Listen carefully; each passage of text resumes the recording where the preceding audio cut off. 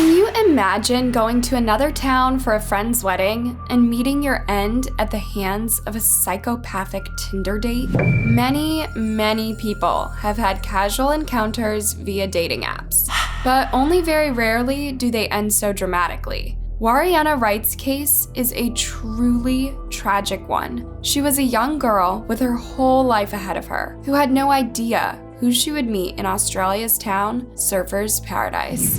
Trigger warning, we will be discussing some mature themes and adult content. This is your chance to turn away, as this case is about to get as upsetting and outrageous as it can get. But if you're ready for it, let's dive in.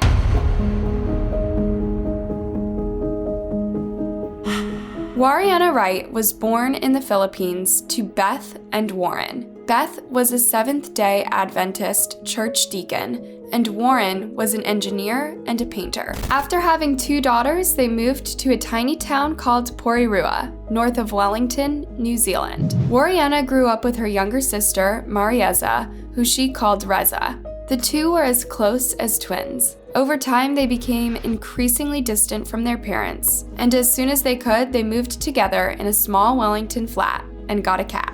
Reza was especially estranged from Warren, even saying she doesn't have a dad in one of her tweets. Happy Father's Day, Dad, LOL, JK, I don't have a dad. During college, Warriena became an advocate for animal rights. In 2013, she wrote a submission to the New Zealand Parliament asking for animal testing to be outlawed. She was compassionate and intelligent, according to her friends and family. And her biggest passions, apart from animals, were gaming, anime, and photography. In August 2014, Warriena left New Zealand to attend a friend's wedding in the Gold Coast in Australia. She would be gone for 2 weeks, the longest time the sisters had ever spent apart. It had always been the two of us together. She used to say to me, Reza, we'll always be together. It will always be us and 30 dogs. The last thing Warriena told Reza was, I love you, as they were hanging up the phone on the day Warriena flew out. That was the last time Reza heard her sister's voice. Warriena arrived in Surfer's Paradise to attend her friend Haley's wedding. She'd met Haley at her first job as a photographer, and they'd kept in touch over the years. Now that she was in Australia, Warriena was keeping in touch with Reza, asking for photos of their cat. By August 6th, the wedding was over, but Warriena hadn't had such a long holiday in a very long time, and she wanted to explore the Gold Coast a bit longer before she headed back home. On August 7th, 2014, Warriena went to the Dream World theme park. Then she went shopping and sightseeing throughout the town with her childhood friend Savannah. The same day, she matched with someone on Tinder, 28-year-old Gable Tosti. But there was something she didn't know about Gable. She has no idea he's slept with more than 180 women in the past 4 years, keeping a log of names and dates of each encounter, and that his personality problems are so severe that a psychiatrist once described him as partially disabled. But Gable refuses to think that figure is uncommon. You know, in this day and age, I'm not sure they're really that uncommon among a lot of guys. What do you think, a lot of guys? A lot of single guys. Yeah, it's not really a surprising figure. Gable would not only go for a record, but he recorded his 50th and 100th women and posted about reaching these numbers on a forum. Ask a guy who just reached 100 girls slept with and is kind of depressed anything. He went on to explain how the 100th date was a big drop in his standards, but he wanted to get the 100th out of the way. He added that she at least had huge teddies, and that he generally doesn't touch anything below a 7 out of 10. When someone on the forum replied to him that guys who sleep with such big numbers of women are usually insecure and often narcissistic, Gable replied that he's trying to improve his confidence as he has never really had friends as a kid. Okay, well, what about recording every single date he's been on? Is that common too? Obviously, I used to go out quite a lot drinking. I don't have the best memory when I drink. And in this day and age, hitting record is, recording your night out is as easy as pressing a button and leaving your phone in your pocket. Sure, but why? Anyway, back to August 7th, 2014. Gable immediately started making naughty comments to Warriena on Tinder. but she seemed to indulge in the conversation. Soon they decided to meet on Gable Avenue, a busy street in the Gold Coast Center, filled with places to get a drink. At 8:48 p.m., Warriena and Gable entered the Surfer's Paradise Tavern Beer Garden, but 3 minutes later, they left the tavern. They decided to go to a supermarket and get some drinks to take to Gable's place instead. Gable lived in an airy apartment in a tall, shiny block, close to the beach as well as the city center. By the way, if you think Gable had a high-paying job to afford that place, think again. Gable was a carpet fitter with a history of scams and a severe alcohol addiction. He started drinking to dangerous levels as a teen, and in 2005 he was arrested for organizing a huge forgery scam. He and his 2 friends created fake IDs for underage kids, earning some $30,000 in the process. He also printed fake money, and yet he wasn't convicted for any of this. In 2011, he was also caught with a DUI. So he was fined and his driver's license got suspended for 10 months. Then in July 2014, just 2 weeks before he met Warriena, police caught Gable driving a Ford Falcon without a license plate, way over the speed limit. Instead of stopping, Gable continued speeding up, reaching 130 miles per hour as the police threw spikes at him to try and blow his wheels.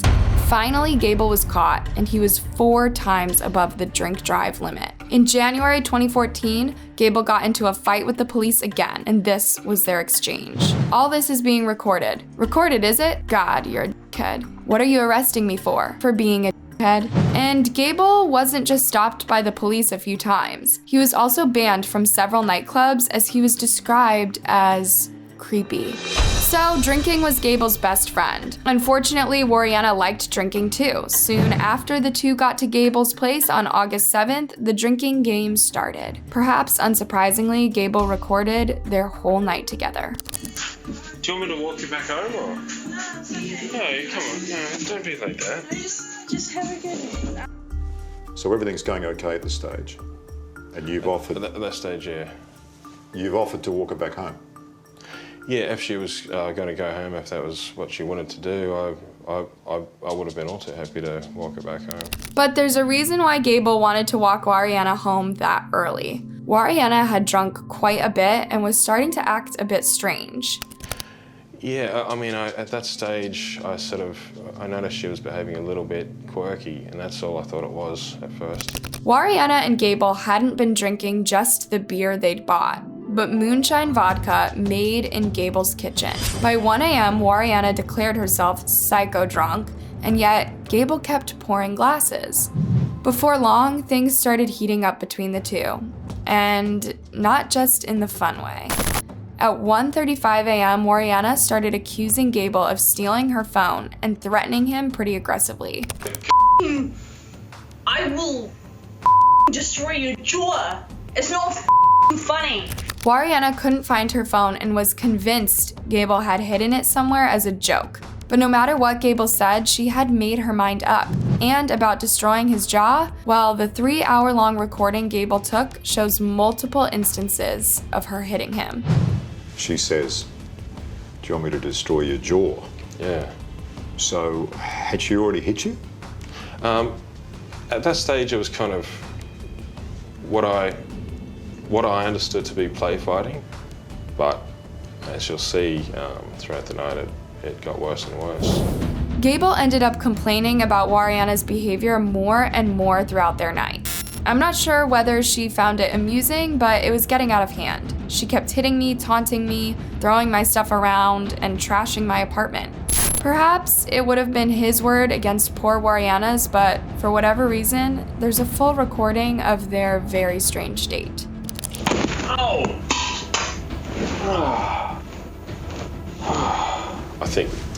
I think that was actually a rock being thrown at me. You caught one there, did you? Yeah, close range too. Warriena had found a dish full of decorative rocks, and she made it her mission to throw them at Gable. At this point, Gable wanted her to leave his apartment, but they were both a bit too drunk to see it through. That's enough. That is more than enough. You've worn out your welcome. At that point, You've decided that's enough. I've told her, you've worn out your welcome, and there's a point where I kind of paused for a minute and thought, what do I do? You know, how do I sort this out? She can't be in my apartment any longer. Around this time, Warriena can be heard panting and struggling for air. The prosecution would argue that Gable had pinned her to the floor with her face towards the carpet. This is when Gable delivered his horrifying line. You're lucky I haven't chucked you off my balcony, you damn psycho little. Make of that what you will. Years later, Gable says this is just a horribly unfortunate choice of words, as he had no idea what would happen less than an hour later. I didn't intend that as a threat. I intended it as a figure of speech to say, you're lucky I've been so tolerant with you. At this point, Gable lifted Warriena up in the air and started carrying her to the nearest door. She tried to grab the metal clamp of a telescope, and Gable tells her to drop it. Warriena's reaction is downright chilling.